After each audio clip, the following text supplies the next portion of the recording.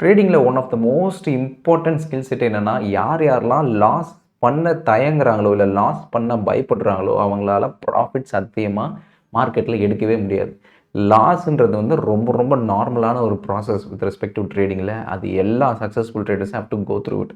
அந்த லாஸ் எந்த அளவுக்கு மினிமலாக இருக்குன்றது தான் அந்த சக்ஸஸ்ஃபுல் ட்ரேடர்ஸ் பார்ப்பாங்களே தவிர, இந்த லாஸோட மேக்னெட்யூட் தான் ஓவராலாக சக்ஸஸ்ஃபுல் ட்ரேடர்ஸையும் அன்சக்ஸஸ்ஃபுல் ட்ரேடர்ஸையும் பிரிக்குது. பட் ஏன் ட்ரேடிங்கில் லாஸ் ரொம்பவே பெயின்ஃபுல்லாக இருக்குது? நார்மலாக நம்ம ஒரு 10,000 ப்ராஃபிட் எடுக்கிறோம், ஆனால் 10,000 லாஸ் எடுக்கிறோம். இந்த 2 டேஸையும் நம்ம கம்பேர் பண்ணும்போது, இந்த 10,000 லாஸ் எடுக்கிற டேஸு 10,000 ப்ராஃபிட் எடுத்த டேஸை விட எக்ஸ்ட்ரீம்லி பெயின்ஃபுல்லாக தான் இருக்கும். டபுள் த மடங்கு பெயின்ஃபுல்லாக தான் இருக்கும். ஆனால் 10,000 ப்ராஃபிட் எடுக்கும்போது நம்ம சந்தோஷமாக இருப்போம், ஆனால் எக்ஸ்ட்ரீமாக அந்தளவுக்கு சந்தோஷமாக இருக்க மாட்டோம். இந்த சந்தோஷத்தையும் இந்த துக்கத்தையும் தூக்கி தராசில் வச்சு பார்க்கும்போது, இந்த 10,000 லாஸ் பண்ண டேஸ் தான் நம்ம ரொம்ப புலம்பியிருப்போமே தவிர, இந்த 10,000 ப்ராஃபிட் எடுத்த டேஸ் ஆஹா ஓஹோன்னு பயங்கரமாக குதிச்சிருக்க மாட்டோம். ஸோ ஜென்ரலாகவே ஹியூமன் எமோஷன்ஸ் எப்படின்னா, நம்மக்கிட்ட ஒரு விஷயம் இருக்குன்னா அதை நம்ம அவ்வளோ சீக்கிரம் ஈஸியாக பறி கொடுக்க மாட்டோம். எப்படியா இருந்தாலும் அதை ஃபைட் பண்ணி அதை ஹோல்ட் பண்ண பார்ப்போம். அவ்வளோ சீக்கிரத்தில் லூஸ் பண்ண விரும்பவே மாட்டோம். ஸோ அப்படி இருக்கும்போது மார்க்கெட்லேயும் அதே மைண்ட் செட்டில் வந்தோன்னா ரொம்ப ரொம்ப கஷ்டம். ஏன்னா நீ கண்டிப்பாக மணி லூஸ் பண்ணாமல் ப்ராஃபிட் எடுக்கவே முடியாது. ஒரு சில இடத்துல ப்ராஃபிட்ஸ் வர மாதிரி ஒரு சில இடத்துல அந்த லாஸஸ் வரும். அது எந்த அளவுக்கு கண்ட்ரோலாக சின்ன லாஸஸ் இருக்கோ அந்த அளவுக்கு நமக்கு பெயினும் கம்மியாக இருக்கும். எந்த அளவுக்கு லாஸஸ் பெருசாக இருக்கோ அந்த அளவுக்கு நமக்கு பெயினும் அதிகமாக இருக்கும். அதுலேருந்து ரிகவர் ஆகிறது ரொம்பவே கஷ்டமாக இருக்கும். நம்ம கரியரே எடுத்துப்போம். இனிஷியல் பீரியட்லாம் பார்த்தீங்கன்னா, நீங்கள் ஜாப் ஜாயின் பண்ண ஒரு ஃபியூ இயர்ஸ்லேயே வேறு கம்பெனி ஜம்ப் பண்ணலான்னு ட்ரை பண்ணுவீங்க, வேறு ஆப்பர்ச்சுனிட்டி இருக்கான்னு ட்ரை பண்ணுவீங்க. இந்த சேலரியோட அந்த சேலரி டபுள் மடங்கு வந்ததுன்னா கண்டிப்பாக ஜம்ப் பண்ணிடலாம் அப்படின்ற ஒரு ட்ரேடிங் ஆனால் அப்படின்ற ஒரு கெரியர் டிசிஷன்லாம் ஈஸியாக எடுப்பீங்க. பட் ஒரு ஜாபில் ஒரு 10 இயர்ஸ் 12 இயர்ஸ் 15 இயர்ஸ்லாம் நீங்கள் தாண்டிட்டிங்கன்னா ஒரு கம்ஃபர்ட் ஜோனுக்குள்ளே வந்துடுவீங்க. கம்ஃபர்ட் ஜோனுக்குள்ளே வரும்போது என்ன ஆகும்னா, உங்ககிட்ட எவ்வளோ இருக்குது, இப்போ இவ்வளோ சேலரி வருது, நல்ல ஒரு மேனேஜ்மெண்ட்டுக்கு உங்களுக்கு நல்லா தெரியுது, நீங்கள் ஒரு கிரிட்டிக்கல் ரிசோர்ஸ் ஆகிட்டீங்க. ஸோ அவ்வளோ சீக்கிரத்தில் உங்களை கம்பெனியை விட்டு தூக்க மாட்டாங்கன்ற ஒரு தெரியும். அப்படி எல்லாமே இருந்த ஒரு ஹெல்த் இன்சூரன்ஸ் இது எல்லாமே இருக்குது. ஸோ இது எல்லாமே ஒரு கம்ஃபர்ட் ஜோனில் வரும்போது உங்களுக்கு ஒரு ஜாப் ஆஃபர் வருது. அது இதோட டபுள் மடங்கு சேலரி இல்லை ஹையர் சேலரியாக இருந்தால் கூட நீங்கள் கண்டிப்பாக அதை எடுக்க தயங்குவீங்க. ஏன்னா நான் அதை எடுத்துருவேன். பட் எடுத்துட்டேன்னா அங்கே போகும்போது அந்த புது கம்பெனி எந்த அளவுக்கு இருக்குதுன்னு தெரியல. மேபி அந்த புது கம்பெனி ஃபயர் பண்ணிட்டாங்கன்னா என்ன ஆகும்னு தெரியல. எந்த அளவுக்கு என் ஜாப் செக்யூரிட்டி இருக்குன்னு தெரியல. அப்படின்றத எல்லாமே எங்கேருந்து வரும்னா, இந்த 15 வருஷம் ஒரே கம்ஃபர்ட் ஜோனில் இருந்து இதுவே உங்களுக்கு வந்து ஒரு ட்ராப்பாக மாறிடும். இதுலேருந்து ஃபர்தராக உங்களை க்ரோ ஆகவே முடியாது. ஏன்னா you have the fear of missing அவுட்ன்ற மாதிரி you have the loss aversion. அது என்னென்னா, இப்போ என்கிட்ட இருக்கிறது போயிடுச்சுன்னா என்ன பண்ணுறது? அந்த அளவுக்கு நான் அந்த கம்ஃபர்ட் ஜோனுக்குள்ளே போகலன்னா என்ன ஆகுறது? What if in case I lose everything? அந்த கம்பெனி பேங்க்ரப்சி ஆயிடுச்சுன்னா என்ன ஆகுது? இந்த மாதிரி ஏகப்பட்டதை யோசிச்சு கடைசியில் அந்த கம்ஃபர்ட் ஜோனுக்குள்ளேயே தான் நம்ம உட்காந்துக்கிட்டு இருப்போம். அந்த ஒரு லாஸ் அவர்ஷன் மோட்லேருந்து வெளியே வரவே மாட்டோம். ஸோ ஒரு விஷயம் 100% ட்ரூனா, human brains is not at all suitable for trading. அந்த ஹியூமன் பிரெயின் எல்லா ப்ரொஃபஷனுக்கும் நான் செட் ஆகும். ஆனால் ட்ரேடிங் ப்ரொஃபஷனுக்கு ரொம்பவே கஷ்டம். ஏன்னா நம்ம 50,000 வருஷத்துக்கு முன்னாடி ஆஸ் அ ஹியூமனாக என்ன ஒரு டிஎன்ஏ பிரெயின் செட்டில் இருந்தோமோ அதுலேருந்து பெருசாக எவால்வே ஆகலை. இன்னும் அதே மைண்ட் செட்டில் தான் இருக்கும். ஸோ அதனால் இந்த மாதிரி ஒரு சைக்காலஜிக்கல் லாஸ் அவர்ஷன்லாம் எப்படி அஃபெக்ட் ஆகும்னா, 50,000 வருஷத்துக்கு முன்னாடி உங்கள் கையில் ஒரு ஃபுட் இருக்குது அப்படின்னா, அந்த ஃபுட்டு தான் உங்களோட ட்ரைபுக்கு, உங்களோட குழந்தைங்களுக்கு, உங்களோட ஃபேமிலிக்கு வச்சுருக்க ஒரு ஃபுட்டு. அதை நீங்கள் விட்டுட்டீங்க பிகாஸ் ஆஃப் ஏதாவது ஒரு சிச்சுவேஷனால் அதை லூஸ் பண்ணிட்டீங்கன்னா உங்களோட ஃபேமிலியே சாக போகுது. அதனால் எக்காரணத்தை கொண்டும் அதை லூஸ் பண்ணிடக்கூடாதுன்றதில் ரொம்ப தெளிவாக இருப்பீங்க. அதுக்கு என்னென்னலாம் பண்ணணுமோ எல்லாமே பண்ணுவீங்க. ஓவர் த பீரியடில் அதே மைண்ட் செட்டில் தான் எல்லா ப்ரொஃபஷனும் நம்ம அப்ரோச் பண்ண ஆரம்பிச்சிடும். ஸ்பெசிஃபிக்காக ட்ரேடிங்குள்ளே வரும்போது, நீங்கள் ஒரு பர்டிகுலர் ட்ரேடை எடுக்கிறீங்க. அந்த ட்ரேடை நான் 100 ரூபாய்க்கு வாங்குகிறேன், 120 ரூபாய்க்கு விற்க போகிறேன் அப்படின்ற அந்த ஸ்டாக்கை நீங்கள் உள்ளே வந்துட்டீங்க. பட் இன்கேஸ் அது 100 ரூபாயிலேருந்து 80 ரூபா 70 ரூபா 50 ரூபான்னு கீழே போக லாஸஸ் நீங்கள் பார்த்துட்டே இருப்பீங்க, அன்ரியலைஸ்டு லாஸ்ன்ட்டு. ஆனால் அந்த லாஸை புக் பண்ணவே மாட்டீங்க. ஏன்னா புக் பண்ணால் தானே எனக்கு லாஸு, எப்படியா இருந்தாலும் அது ரிக்கவர் ஆயிரும்னு சொல்லி அந்த லாஸை அவாய்ட் பண்ணுறதுக்கு என்னென்னலாம் பண்ணுவோமோ பண்ணுவீங்க. ஆனால் கண்டிப்பாக அதை நீங்கள் புக் பண்ணவே மாட்டீங்க. ஏன்னா பை சைக்காலஜிக்கலாகவே ஹியூமனோட பிரெயின்ஸ் இந்த லாஸை ஹேண்டில் பண்ணுறதுக்கு ரொம்பவே கஷ்டப்படும். ஸோ அந்த கஷ்டத்தை அவாய்ட் பண்ணுன்ற ஒரே ரீசனுக்காக தான் 99% ஆஃப் த ட்ரேடர்ஸ் லாஸை புக் பண்ணாமல் ஆவரேஜ் டவுன் பண்ணி கடைசியில் பெரிய அப்பா எடுத்து வச்சுப்பாங்க. ஸோ அதனால தான் பார்த்தீங்கன்னா, ஒரு ட்ரேட் எடுக்கிறீங்க, 100 ரூபாய்க்கு ஒரு ட்ரேட் எடுக்கிறீங்க, அது 120 ரூபா போனோடனே உடனே வெளியே வந்துடுறீங்க. ஏன்னா அந்த 20 ரூபா ப்ராஃபிட்டு டிஸப்பியர் ஆகிடக்கூடாது அப்படின்ற ஒரே ரீசனுக்காக கடகடன்னு அந்த ப்ராஃபிட்டை புக் பண்ணி வெளியே வந்துடுவீங்க. அப்பாடா ப்ராஃபிட் கிடச்சிருச்சு, நம்ம விடலடா அப்படின்னு நினைப்பீங்க.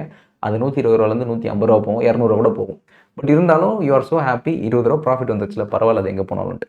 பட் அதே ஸ்டாக்கு இந்த 100 ரூபாலேருந்து ரூ. 80 இன்னும் ரூ. 70 ரூ. 50 போனால் கூட நீங்கள் ஹோல்ட் பண்ணிகிட்டே இருப்பீங்க. அது ஒரு ரூ. 90 போகும்போதே ரூ. 10 லாஸ்ட்டில் வெளியே வந்திருக்கலாம். இருந்தாலும் நம்ம வெளியே வர மாட்டோம். இல்லை அது எப்படியா இருந்தாலும் ரெக்கவர் ஆகி இன்னும் மேலே போகிறோம்னு வெயிட் பண்ணுவோம். அது இன்னும் ஃபர்தராக கீழே போக எப்போவுமே நீங்கள் கம்பேர் பண்ணி உங்களோட ட்ரேடிங் ஹிஸ்ட்ரி எடுத்து பாருங்கள். நம்பர் ஆஃப் டேஸ் நீங்கள் எந்தெந்த பர்டிகுலர் ட்ரேடில் எந்தெந்த ஸ்டாக்லாம் ப்ராஃபிட் எடுத்துருக்கீங்க பாருங்கள். அது எவ்வளோ நாள் ஹோல்ட் பண்ணியிருக்கீங்கன்னு பாருங்கள். அதே மாதிரி எந்தெந்த ஸ்டாக்ஸ்லாம் லாஸ் பண்ணியிருக்கீங்கன்னு பாருங்கள். அதை எவ்வளோ நாள் ஹோல்ட் பண்ணியிருக்கீங்கன்னு பாருங்கள். இந்த ப்ராஃபிட்டபிள் ஸ்டாக்ஸ் டேஸ் இருக்குது பார்த்தீங்களா, நம்பர் ஆஃப் ஹோல்டிங் பீரியட்ஸ், இது எப்போவுமே கம்மியாக தான் இருக்கும். பட் இது எப்போவுமே ஜாஸ்தியாக தான் இருக்கும். ஏன்னா அந்த லாஸை நம்ம புக் பண்ண தயங்குறது தான். அந்த லாஸ் அவர்ஷன்ற அந்த ட்ராப்குள்ளே நம்ம மாட்டுறதுனால அவ்வளோ சீக்கிரத்தில் லாஸை புக் பண்ணிவிட்டு வெளியே வர மாட்டோம். நம்ம ஓவரால் ட்ரேடிங் ஹிஸ்ட்ரி எடுத்து பார்த்தோன்னா ஒரு விஷயம் கிளியராக தெரியும். நம்மளோட எல்லா பெரிய லாஸுமே at one point of time அது ஒரு சின்ன லாஸாக தான் இருந்திருக்கு. பட் அந்த சின்ன லாஸில் நம்ம க்ளோஸ் பண்ணி வெளியே வந்திருக்கவே மாட்டோம். எப்படியா இருந்தாலும் மார்க்கெட் பவுன்ஸ் பேக் ஆகும், எப்படியா இருந்தாலும் ரிவர்சல் ஆயிரும். இல்லைனா நான் ஆவரேஜ் டவுன் பண்ணியாவது மார்க்கெட்டில் நான் ப்ராஃபிட்டபிள் பொசிஷன் அதை மாற்றிடுவேன்ற தாட் ப்ராசஸில் அந்த சின்ன லாஸு கொஞ்சம் கொஞ்சமாக போக பெரிய லாஸ் ஆகி ஒரேடியாக ட்ரேடிங்கில் அம்மா சாமி போதுண்டான்னு சொல்லி கும்பிட்டு போகிற அளவுக்கு அந்த ஒரு சின்ன தப்பான ட்ரேடிங் டெசிஷன் என்டையர் உங்களோட ட்ரேடிங் கேபிட்டலை வைப் அவுட் பண்ணுறதுக்கு நிறைய சான்ஸ் இருக்குது. ஏன்னா இந்த லாஸை புக் பண்ண தயங்க அது ஓவராலாக உங்களோட ட்ரேடிங் கேபிட்டலே சாப்பிட்ரும். அதனால் லாஸை பொறுத்த வரைக்கும் யோசிக்காதீங்க. சின்ன லாஸாக இருந்தால் கூட உடனே வெளியே வந்துடுங்க. அது பெரிய லாஸ் ஆகி வெயிட் பண்ணி அதுக்கப்புறமா ரிகவர் ஆகுன்றதெல்லாம் வாய்ப்பே இல்லை ட்ரேடிங்கில் பொறுத்த வரைக்கும். ஸோ அந்த ரிவர்சல்ஸ் எதுக்காவது ஒரு நாள் நடக்கலாம். பட் அந்த ரிவர்சல்ஸ் வர வரைக்கும் நீங்கள் ஹோல்ட் பண்ணுற டேஸ் இருக்குது பார்த்தீங்களா, த மோஸ்ட் ஸ்ட்ரெஸ்ஃபுல் டேஸாக இருக்கும். உங்களால் ஒர்க்கும் ஒழுங்காக பார்க்க முடியாது, ரிலேஷன்ஷிப்பையும் ஒழுங்காக பார்க்க முடியாது, ஃபேமிலியும் ஒழுங்காக பார்க்க முடியாது. எப்போ இந்த ட்ரேட்லேருந்து வெளியே வரும்ன்றது மட்டும்தான் உங்கள் மைண்டில் ஓடிட்டே இருக்கும். அவ்வளோ ஸ்ட்ரெஸ் எடுத்து அந்த ட்ரேட் எடுக்கணுன்றது நமக்கு அவசியமே இல்லை. அதுக்கு சின்னதான ஒரு நீங்கள் இன்னும் ட்ரேட் எடுக்கும் போது இதுதான் உங்கள் ரிஸ்க் அப்படின்னு தெரிஞ்சிருச்சுன்னா இந்த ஸ்ட்ரெஸ்ன்ற ஒரு விஷயமே வராது. நான் எப்போவுமே அதான் சொல்லுவேன், ரிஸ்க் ஃப்ரீ ட்ரேடிங்கை விட ஸ்ட்ரெஸ் ஃப்ரீ ட்ரேடிங் தான் நமக்கு முக்கியம். சில பேர் என்ன பண்ணுவாங்கன்னா, ஈவன் தோ அவங்களுக்கு அந்த ரிஸ்க் தெரிஞ்சிருக்கும், அந்த ரிஸ்க்கு ஏற்ற மாதிரி ஸ்டாப் லாஸ்லாம் போட்டிருப்பாங்க. சே ஃபார் எக்ஸாம்பிள் ரூ. 100 என்ட்ரு ஆகுறீங்க, ரூ. 98 ஸ்டாப் லாஸ். ஸோ கண்டிப்பாக இதுதான் என் ரிஸ்க்குன்னு உங்களுக்கு கிளியராக தெரிஞ்சது, ஸ்ட்ரெஸ் ஃப்ரீயாக அழகாக போய் ட்ரேட் எடுக்கிறீங்க. பட் இப்போ என்ன ஆகுதுன்னா, மார்க்கெட்டு ரூ. 100 99 வருது. ரூ. 99 98 வந்து அவங்க ஸ்டாப் லாஸ் ஹிட் ஆகும். பட் ஆனால் நீங்கள் என்ன நினைப்பீங்க, ஸ்டாப் லாஸ் ஹிட் ஆகி நான் 2% லாஸ் பண்ணுறதுக்கு இந்த 1% லாஸ்லேயே நான் வெளியே வந்துடுறேன் அப்படின்னு சொல்லி உங்களோட ஸ்டாப் லாஸை நீங்களே கேன்சல் பண்ணிவிடுவீங்க. இல்லைனா உங்களோட ஸ்டாப் லாஸை கொஞ்சம் மேலே ஏற்றுவீங்க. பட் மார்க்கெட் என்ன ஆகும், அங்கேருந்து உங்கள் ஸ்டாப் லாஸ் ஹிட் ஆகிட்டு திருப்பி ஃபர்தராக மேலே போகும். உங்களோட ஆக்சுவல் ஒரிஜினல் ஸ்டாப் லாஸ் படி நீங்கள் ஃபாலோ பண்ணியிருந்தீங்கன்னா, அந்த ரூல்ஸை ஃபாலோ பண்ணியிருந்தீங்கன்னா அந்த ட்ரேட் ப்ராஃபிட்டபுளாக இருந்திருக்கும். பட் நம்ம ஓவராக இந்த மாதிரி ஓவர் ரைட் பண்ணுறது, ஆல்ரெடி எடுத்த டெசிஷனை கேன்சல் பண்ணிவிட்டு புது டெசிஷன் உள்ளே கொண்டு வரது, இந்த ஸ்டாப் லாஸை மூவ் பண்ணுறது, இது எல்லாமே அந்த லாஸ் அவர்ஷன் தான். அந்த லாஸை எப்படியாவது அவாய்ட் பண்ணணும்னு நினச்சி பண்ணுற ஒரு டெசிஷனால் எவென்ச்சுவலி நம்ம இந்த மாதிரி ஒரு ட்ரேடிங் ட்ராப்பில் மாட்டிக்கிறோம். ஸோ அதை நீங்கள் அவாய்ட் பண்ணோன்னா, என்ட்ரி எடுத்துட்டிங்களா, ஸ்டாப் லாஸ் போட்டிங்களா, மூடிட்டு போயிருங்க. ட்ரேடிங் டைமில் மூடிட்டு போயிருங்க, வேறு எதையுமே பார்க்காதீங்க. அப்படி இல்லைன்னா இந்த மாதிரி நம்மளே ஓவர் ரைட் பண்ணுவோம். கண்டிப்பாக கையை வச்சுட்டு சும்மா இல்லாமல் நல்லா ப்ராஃபிட்டபுளாக கொடுக்க வேண்டிய பொசிஷனை கை விட்டு நோண்டி கண்டிப்பாக அது கடைசியில் லாஸ் மேக்கிங் டிசிஷன்ஸில் கொண்டு போய் முடிச்சிடும். So never ever no watch your overall MTMs. அந்த எம்டிஎம்மை நீங்கள் மானிட்டர் பண்ண தான் நமக்கு தலைவலி. ட்ரேடை போட்டுட்டு அடுத்த வேலையை பார்க்க போயிருக்கு. Next mistake, averaging down. எப்போவுமே ஒரு ஸ்டாக்குள்ளே நீங்கள் என்ட்ரு ஆகிட்டிங்கன்னா, மார்க்கெட் உங்களுக்கு ஃபேவரபுளாக இருந்ததுன்னா என்ட்ரான உடனே உங்களுக்கு ஃபேவரபுளாக மேலே தான் போகும். இன்கேஸ் உங்களுக்கு ஃபேவரபுளாக போகாமல் கீழே வந்ததுன்னா ஆப்வியஸ்லி உங்களோட வியூ ராங். அந்த வியூ ராங்குன்றதை அக்செப்ட் பண்ணிக்கோங்க. அக்செப்ட் பண்ணிவிட்டு வெளியே வந்துட்டு அடுத்த ட்ரேட் எடுங்க. ஒரு ட்ரேட் இல்லைனா இன்னொரு ட்ரேடு, ஆயிரக்கணக்கான ஸ்டாக்ஸ் இருக்குது.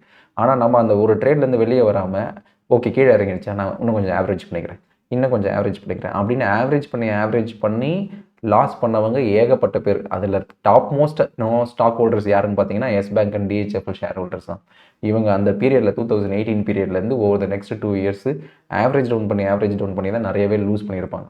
ஸோ இந்த மாதிரி விஷயத்தையும் எப் டு அவாய்ட். அதே மாதிரி எல்லா ஷார்ட் டேர்ம் இன்வெஸ்டர்ஸும் எவென்ச்சுவலி லாங் டேர்ம் இன்வெஸ்டர்ஸ் ஆகிடுவாங்க. எப்போ தெரியுமா, அவங்க ஷார்ட் டேர்ம் ட்ரேடர் தான், 2 நாள் இல்லை 3 நாள் தான் ஹோல்ட் பண்ணலாம்னு நினச்சிருப்பாங்க. பார்த்தா அவங்க எக்ஸ்பெக்ட் பண்ண மாதிரி அந்த ஸ்டாக் மேலே போயிருக்காது, அது கீழே போயிருக்கும், இல்லைனா 20-30% கிராஷ் ஆகிருக்கும். கிராஷ் ஆனோடனே அவங்க ஆட்டோமேட்டிக்காக லாங் டேர்ம் இன்வெஸ்டர் ஆயிடுவாங்க. இல்லை இந்த கம்பெனி நல்ல கம்பெனி, எப்படியா இருந்தாலும் மேலே வந்துடும், நான் இது அடுத்து 10 வருஷத்துக்கு ஹோல்ட் பண்ண போகிறேன், அடுத்த 5 வருஷத்துக்கு ஹோல்ட் பண்ணணும்னு ஹோல்ட் பண்ணுவாங்க. அது 20%, 30%, 40% போயிட்டு கிராஷ் ஆகிட்டே தான் போகும். கடைசி வரைக்கும் அந்த லாங் டேர்ம் ஹோல்டிங்ஸில் அது ஒரு நெட் நெகட்டிவ்லேயே தான் காமிச்சிக்கிட்டு இருக்கும், ரிக்கவரி ஆகிருக்காது. அதுக்கு பதிலாக ஸ்விங் ட்ரேடிங் தானே உள்ளே வந்தோம், 3 நாள் 5 நாள் தான் ஹோல்ட் பண்ண போகிறோம் உள்ளே வந்தோம் இல்லையா. ஒர்க் அவுட் ஆகலையே அந்த 3 நாள்லேருந்து 5 நாள் வெளியே வந்துடலாம், லாஸ் ஆனாலும் பரவாயில்ல. அதை எதுக்கு சம்மந்தமே இல்லாமல் லாங் டர்ம் இன்வெஸ்ட்மெண்ட்டாக மாற்றுறீங்க? அது கண்டிப்பாக ஹெல்ப்ஃபுல்லாகவே இருக்க போகிறதில்ல. சரி, ட்ரேடிங் இஸ் அ பிஸ்னஸ். எப்போனா ஒரே ஒரு ட்ரேடிங் வந்து ஒரே ஒரு ட்ரேடு உங்களோட ஓவரால் ட்ரேடிங் கெரியரை டிஃபைன் பண்ணவே போகிறதில்ல. ஸோ ஓவராலாக ஒரு 100 ட்ரேட்ஸ், 200 ட்ரேட்ஸ், 1000 ட்ரேட்ஸில் தான் உங்களோட ஓவரால் ட்ரேடிங்கான அவுட்கம் என்னென்னு தெரியும். ஸோ அப்படி இருக்கும்போது அது ஒரு ஜென்ரல் நார்மல் பிஸ்னஸ் மாதிரி எடுத்துப்போம். இப்போ மெக்டானல்ஸே எடுத்துப்போம். அக்ராஸ் த வேர்ல்டு அவ்வளோ பிரான்ச்சஸ் இருக்குது. அவங்க ஜஸ்ட் பிகாஸ் உங்கள் ஏரியாவில் இல்லை என் ஏரியாவில் ஒரு பிரான்ச் ஓப்பன் பண்ணிட்டாங்க, இன்வெஸ்ட் பண்ணிட்டாங்கன்றதுக்காக அதை ஹோல்ட் பண்ண மாட்டாங்க. இன்வெஸ்ட் பண்ணுவாங்க, ஒரு டைம் டியூரேஷன் கொடுப்பாங்க. ஓகே, இது ஒர்க் அவுட் ஆகலையா, க்ளோஸ் பண்ணிவிட்டு அடுத்த வேலையை பார்த்துட்டு போயிட்டே இருப்பாங்க. ஏன்னா இதில் வர லாஸஸ் எப்படியா இருந்தாலும் மற்ற பிரான்ச்சஸில் வர ப்ராஃபிட்டில் ஈடு கட்டிடும். அதனால அவங்க they don't worry about it. அதே மாதிரி தான் ட்ரேடிங்கில் ஒரு ட்ரேடில் லாஸ் ஆகுதா, இன்னொரு ட்ரேட் கண்டிப்பாக ப்ராஃபிட் வந்துடும், இதை மேனேஜ் பண்ணிடலாம் அப்படின்னு தான் நம்ம நினைக்கணுமே தவிர எல்லா ட்ரேட்லையும் ப்ராஃபிட் பண்ணணும், இந்த எப்படியா இருந்தாலும் இந்த லாஸ் அவாய்ட் பண்ணணும் அப்படின்ற மைண்ட் செட்டில் நம்ம அப்ரோச்சே பண்ண முடியாது ட்ரேடிங்கில். மெக்டானல்ஸாக இருக்கட்டும், நெட்ஃப்ளிக்ஸாக இருக்கட்டும், எல்லா கம்பெனிஸும் அப்படி தான். ஒரு இன்வெஸ்ட்மெண்ட் டெசிஷன் எடுக்கிறாங்க, அது ஒர்க் அவுட் ஆகிறதுக்குன்னு ஒரு டைம் கொடுப்பாங்க. ஒர்க் அவுட் ஆகலையா, அவ்வளோதான், ஃபைன், அக்செப்ட் த லாஸ். அதை ரன் பண்ணி அந்த லாஸை இன்க்ரீஸ் பண்ணவே மாட்டாங்க. ஸோ அதே மாதிரி தான் நம்ம ட்ரேடிங்கும் அப்ரோச் பண்ணுவோம். எல்லா ப்ரொஃபஷனல் ட்ரேடர்ஸுமே loss is a part of a business தான் பார்ப்பாங்க. நான் ஒரு 100 ட்ரேட் எடுக்கிறேன்னா அதில் 90 ட்ரேடும் ப்ராஃபிட் வரும்னு நினைக்க மாட்டேன். இன்ஃபேக்ட் என்னோட ஓவரால் பிஎன்எல் பார்த்தீங்கன்னா 1.5 கோடி சம்பாதிச்சிருக்கேன்னா அதில் 48% தான் வின்னிங் அக்யூரசி. ஸோ ஒரு 100 ட்ரேட் எடுக்கிறேன்னா அதில் 48 ட்ரேட் ஒர்க் ஆகும், பாக்கி இருக்கிற 58 ட்ரேட் லாஸில் தான் முடியும். ஆனால் என்னோட லாஸஸ் பார்த்தீங்கன்னா என் ப்ராஃபிட்ஸை விட கம்மியாக தான் இருக்கும். ஸோ என்னோட ஓவரால் ஒரே ஒரு டேயில் ஒரு ப்ராஃபிட் எடுக்கிறேன், overall average profit average loss பார்த்தீங்கன்னா ஆவரேஜ் ப்ராஃபிட் 1 லட்சம் இருக்குன்னா ஆவரேஜ் லாஸ் 50,000 தான் இருக்குது. ஸோ என்னோட ப்ராஃபிட் இங்கே இருக்குன்னா என்னோட லாஸ் இங்கே தான் இருக்குது. So I cut down my losses very quickly. So அதனால் அந்த லாங் ரனில் இந்த லா ஆஃப் லார்ஜ் நம்பர்ஸ் நானும் ட்ரேட்ஸை ரிப்பீட் பண்ண அது ஓவராலாக வெல்த் அக்யூமுலேட் ஆகுதே தவிர எல்லா ப்ரொஃபஷனல் ட்ரேடர்ஸுமே எல்லா ட்ரேடும் ப்ராஃபிட் ஆகும், லாஸே வராதுன்றது கிடையவே கிடையாது. 90%, 99% வின்னிங் அக்யூரசி ட்ரேடிங்கில் கிடையவே கிடையாது. ஸோ ஓவராலாக இந்த லாஸ்ன்றதை normal, don't try to avoid it, accept it. அதை பண்ணிட்டாலே ஓவராலாக உங்களுக்கு ட்ரேடிங்குள்ளே ஒரு கம்ஃபர்ட் ஜோனுக்குள்ளே வந்துடுவீங்க. ஒன்ஸ் கம்ஃபர்ட் ஜோனுக்குள்ளே வந்துட்டிங்கன்னா இந்த ஸ்ட்ரெஸ் எல்லாம் எதுவுமே இருக்காது, ஆட்டோமேட்டிக்காக ஒரு டிசிப்ளின் ட்ரேடர் ஆகிடுவீங்க. ஒன்ஸ் டிசிப்ளின் ட்ரேடர் ஆகிட்டாலே போதும், eventually will become a successful trader. So next time நீங்கள் ஒரு ட்ரேடிங் டெசிஷன் எடுக்கிறேன்னா இப்போ நான் எக்ஸ்பிளைன் பண்ண எல்லாத்தையும் மைண்டில் வச்சுட்டு அதுக்கப்புறம் start taking the trading decision. So எப்போவுமே ரிஸ்க் ஃப்ரீ ட்ரேடிங்கை விட ஸ்ட்ரெஸ் ஃப்ரீ ட்ரேடிங் தான் லைஃப்பில் இம்பார்ட்டன்ட். அதை புரிஞ்சுக்கிட்டாலே போதும். Trading is a very good business to be in. So this is what I wanted to convey. So next video la idhe mari any other psychological traps irundadana adhayum focus panni detailed study panni or video podum. See you guys next week in another video. Bye.